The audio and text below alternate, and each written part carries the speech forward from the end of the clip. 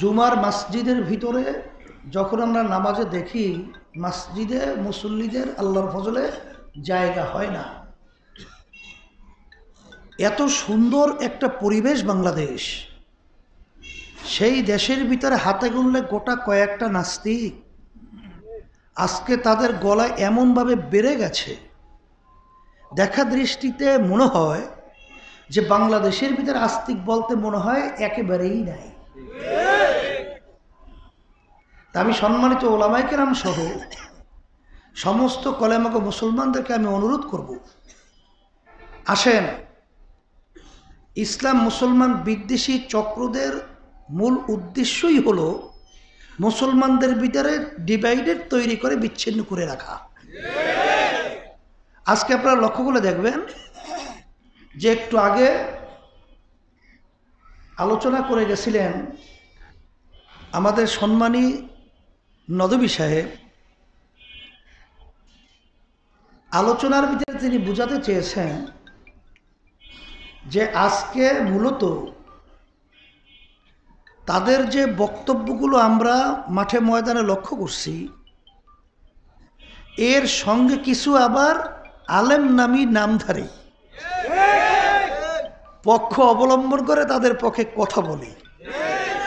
এখন তারা কোন শ্রেণীর আলেম তিনি এটা ব্যাখ্যা দিয়ে বোঝাতে চেষ্টা করছেন। আমি নতুনভাবে কথা বলতে চাই না, কারণ সর্বযুগে সর্বসময় নিজের ব্যক্তি স্বার্থের জন্যে আলেমের সাইনবোর্ড ব্যবহার করে, ইসলামের সাইনবোর্ড ব্যবহার করে ক্ষমতা, সম্মান, সম্পদ এইটা লুট করার জন্যে বিভিন্ন প্রক্রিয়া তারা এই পথ বেছে নেয়। সেই হিসাবে আমি সম্মানিত ওলামায়ে কেরামদেরকে বলবো যে আজকে বাংলাদেশের ভিতরে ইসলামী আন্দোলন বাংলাদেশ প্রতিষ্ঠা করে গেছিলেন আমার আব্বাজান রহমাতুল্লাহি আলাইহি। তিনি আজকে চরমনার জমিনে শুয়ে আছেন। আমি বড় হওয়ার পরে যতটুকু তার কার্যক্রম দেখছি, তার প্রতিটা কাজ কথার মধ্যে কোনো দুনিয়ার স্বার্থর গন্ধ আমি আমার নজরে দেখি নেই। সেই হিসাবে আজকে বাংলাদেশে কিন্তু ইসলামী আন্দোলন বাংলাদেশ আল্লাহর খাস মেহেরবানি, আপনাদের দোয়ায় এখন এটা কিন্তু একটা ছোট্ট সংগঠন নয়, আমাদের কিন্তু আল্লাহর ফজল করার কোনো শাখা গজিয়েছে। হাতে গোনা কয়েকটা নাস্তিক তারা বিভিন্ন জায়গায় হুঙ্কার দিবে, আমরা সেই হুঙ্কারে বাতাসের সঙ্গে উড়ে যাব। এটা তোমরা ভুল বুঝছো, ভুল চিন্তা করেছো। এক মন্ত্রী স্বীকার করতে বাধ্য হয়েছে যে এদের শিকড় খুব গভীরে, বাস্তবতা হতায়। সেই হিসাবে আজকে সম্মানিত ওলামায়ে কেরাম সহ মুসলমানদেরকে বলবো যে আমাদেরকে ইসলামের অপব্যাখ্যার মাধ্যমে আজকে আমার মুসলমান সন্তানদেরকে আলেমদের বিরুদ্ধে, ইসলামের বিরুদ্ধে বিভিন্ন কথা বলার পরিবেশ ওরা তৈরি করেছে। কিন্তু আমি যদি সংক্ষেপে বলি যে আল্লাহ রসুল সাল্লাল্লাহু আলাইহি ওয়াসাল্লামকে আল্লাহ রাব্বুল আলামিন কেন পাঠাইলেন? ওমা আরসালনাকা ইল্লা রাহমাতাল লিল আলামিন, রহমত হিসাবে, শান্তির দূত হিসাবে। ইতিহাস বললে দেখবেন বিজাতিরা পর্যন্ত আল্লাহ রসুলকে আল আমিন এর চেয়ে সত্যবাদী দুনিয়া তার জন্ম হয়েও নাই, হবেও না। এই উপাধি কিন্তু দিছিল বিজাতিরা, কাফেরেরা। কাফেরদের ভিতরে কোনো দ্বন্দ্ব তৈরি হলে সমাধানের জন্যে ন্যায় বিচারক হিসাবে তারা নির্ধারণ করতেন আল্লাহ হাবিব মুহাম্মদুর রাসূলুল্লাহ সাল্লাল্লাহু আলাইহি ওয়াসাল্লাম। তার একটা ঘটনা আপনাদের উল্লেখ করে বলতে চাই। আল্লাহর ঘরের কর্নারে হজরা আসওয়াদ বসানো আছে, এইটা নিয়ে গোত্রের ভিতরে ঝগড়া তৈরি হলো। যে নাকি ওখানে পাথর রাখবে তার সম্মান সমাজে বাড়বে। এখন এই ঝগড়া তো মিটাবে কে? আল্লাহ রসুলকে তারা সালিস হিসেবে নিযুক্ত করছে। আল্লাহ নবী সাল্লাল্লাহু আলাইহি ওয়াসাল্লাম তীক্ষ্ণতার সাথে একটা রুমাল বিছিয়ে দিয়ে ওই রুমালটার উপরে পাথর রেখে আল্লাহ রসুল বলছিলেন যে তোমরা এই চায়ের কবিলা তোমরা 4 রুমালে কর্নার ধরো। তা সবাই যখন 4 কর্নার যখন নাকি রুমালে কর্নার ধরছে, তা সবাই তো শরীক হয়েছে। কথা ঠিক না? যখন আপনার আল্লাহর ঘরের যে কর্নারের মধ্যে যে হযরত আসওয়াদ বসানো আছে, সেখানে 4 কবিলে যখন নিয়ে গেল, আল্লাহ রসুল নিজের হাতে উঠাই ওখানে পাথরটা বসাই দিচ্ছে। আমি আমার বাচ্চাদেরকে বলবো, আজকে ইসলাম গ্রাম্য একটা কথা আছে যে চুন খাওয়ার পরে মুখ পুড়ে গেলে দদি দেখলে ভয় পায়। ইসলাম কি কোনো ভয়ের জন্য দুনিয়াতে আসছে, না শান্তির জন্য আসছে? শুধু কি মুসলমানদের জন্য, না বিজাতির জন্যও? প্রায় 1300 বছর পর্যন্ত ভারত উপমহাদেশ রাষ্ট্র পরিচালনা করেছিল মুসলমানেরা। যদি মুসলমানরা বিজাতির কোনো ধর্মের উপর আঘাত করত, আজকে ভারত উপমহাদেশের মধ্যে একজন বিজাতীয় তালাশ করে পাওয়া যেত না। তাহলে বুঝা গেল যে মুসলমান কখনোই অন্য ধর্মাবলম্বীদের উপরে, তাদের জানমাল ইজ্জতের উপরে কখনোই তারা আঘাত করে না, বরঞ্চ তারা পহরা দিয়ে তাদের স্বাধীনতা পুরোপুরি নিশ্চিত করে। এত সুন্দর সুন্দর দেশপ্রেমিক কথা বলে আমরা দেখেছি। আজকে করোনা ভাইরাস তাম দুনিয়ার সমস্ত শক্তিশালী রাষ্ট্রগুলো, যারা নাকি ধরাকে সরাজ্ঞান মনে করতো না, অর্থাৎ তারা আবিষ্কার করতে করতে একেবারে উচ্চ একটা পর্যায়ে আধুনিকতায় পৌঁছে গেছে।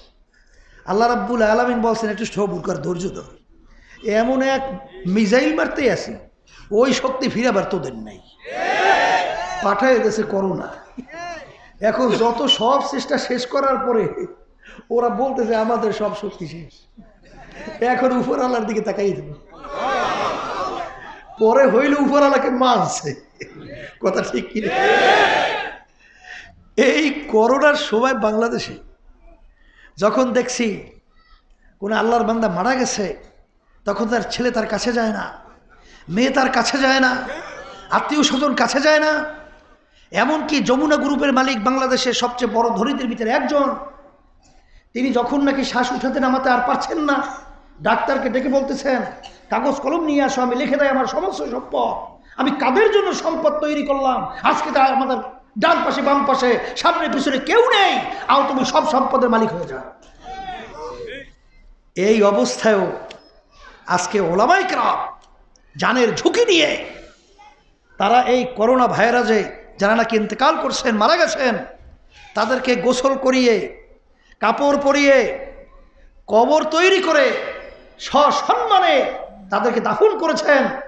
আজকেও আপনারা দেখেছেন সেই চাঁদপুরে আমাদের ইসলামী আন্দোলন বাংলাদেশ সহ ওলামায়ে কেরাম এই দায়িত্ব পালন করায় প্রশাসনের আমার দায়িত্বশীল মানবতাদের ভিতরে রয়েছেন, তারা সবাই একাত্রিত হয়ে তাদেরকে আজকে সম্বর্ধনা দিয়েছেন, তাদেরকে ক্রেস্ট উপহার দিয়েছেন, কোরআনুল কারীম উপহার দিয়েছেন, এবং তাদেরকে সমাজের খাদেম হিসাবে তারা ঘোষণা করে তারা ইতিহাস লিপিত করছে।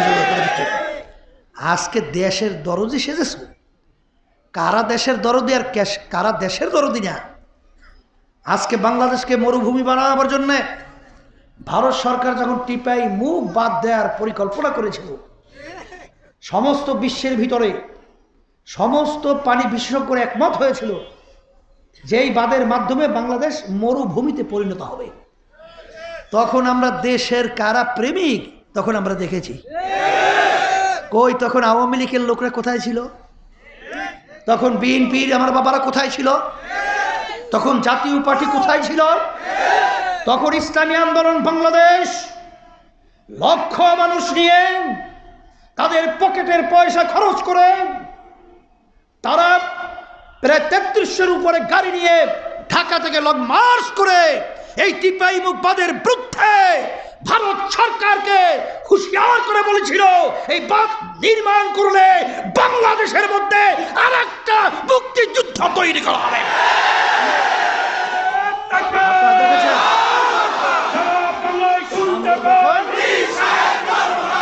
গেছিলাম যখন আমরা সিলেট জকিগঞ্জ পর্যন্ত যখন পৌঁছেছিলাম, তখন ভারত সরকার বাধ্য হয়ে বলেছিল যে বাংলাদেশকে মরুভূমি করে আমরা বাঁধ নির্মিত করব না। আজ পর্যন্ত সেই বাঁধ নির্মিত স্থগিত অবস্থায় রয়েছে। দেশের দরদ এসেছ কারা কত টাকা, আমার রিক্সাওয়ালা ভাই রাস্তায় রিক্সা চালায়, তাদের মাথার ঘাম পায়ে পড়তে থাকে টপ টপ করে, সেই টাকাগুলো সরকারি ফান্ডে জমা হয়, আর সেই ফান্ডের টাকা দিয়ে আজকে আমার প্রশাসন, আমার বাবাদের, আমার ভাইদের আজকে রিজিকের ব্যবস্থা আল্লাহ করে থাকে।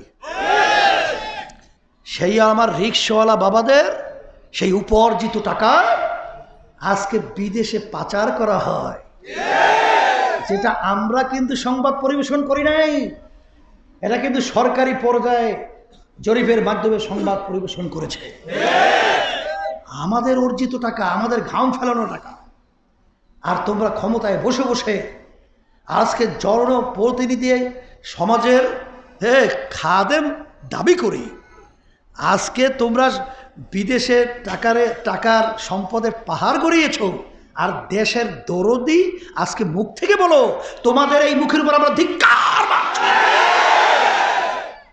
সেই হিসাবে আমি বলবো, সম্মানিত ওলামায়ে কেরাম, আজকে বাংলাদেশের মধ্যে আপনারা লক্ষ্য করেছেন, যখন ইসলাম মানবতা দেশের পক্ষে যখনই কথা বলা হয়, তখন স্বার্থন্বেষী একটি মহল এদের বিরুদ্ধে বিভিন্ন পর্যায়ে রুখে দাঁড়ায়। সময় এসেছে ওই নাস্তিকরা, ইসলাম মুসলমান বিদ্বেষী দেশ বিরোধী চক্ররা আজকে একাত্রিত হয়েছে। আজকে ওলামায়ে কেরাম কলেমাগো মুসলমান, আজকে আর বিচ্ছিন্ন থাকার সময় নেই। আসেন সামনে আজকে একাত্রিত হয়ে যদি আজকে রাজপথে হুঙ্কার মারতে পারি, ওরা ভাগবার জায়গা বাংলার জমিনে তালাশ করে বের করতে পারবে না। ইসলামী আন্দোলন বাংলাদেশ, আপনারা জানেন গত নির্বাচনে, জাতীয় নির্বাচনে আমরা 300 আসনে প্রার্থী দিয়েছিলাম। আল্লাহর খাস মেহেরবানিতে আপনাদের দোয়ায় আমরা কিন্তু এই বছর ইউনিয়ন নির্বাচনে আমরা চাইতেছি প্রতিটা ইউনিয়নের বাংলাদেশের ইসলামের পক্ষে হাত পাকা প্রার্থী থাকবে ইনশাআল্লাহ।